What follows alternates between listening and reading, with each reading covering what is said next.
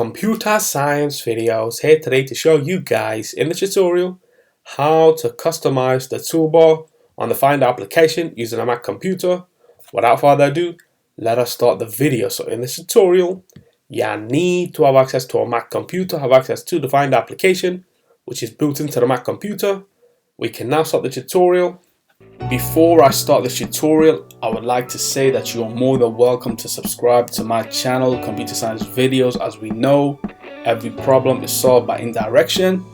You can also follow my Twitter account. We are trying to grow as fast as ever. I'm on TikTok. We post videos here and there. Follow my page on Facebook. I'm also on Instagram. You are more than welcome to support me on PayPal. Let's now focus on the video. So now let's go all the way on to the dock, go to the Finder application, and now across the top of your screen, we should see the toolbar, which we will be customizing in one moment. Now let's right click on the toolbar, and at the moment we have it as icon and text. Let's just change the icon, change to text only.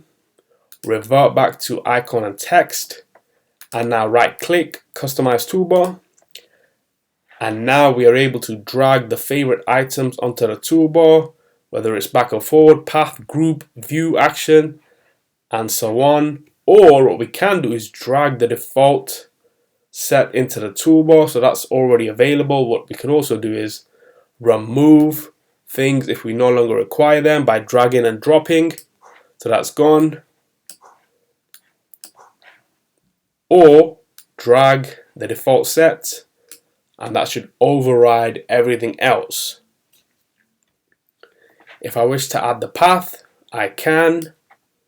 So that's added to the right. Let's go to done, click on path, and now let's click on Computer Science Videos, and this will take us one back. Let's go one forward to documents.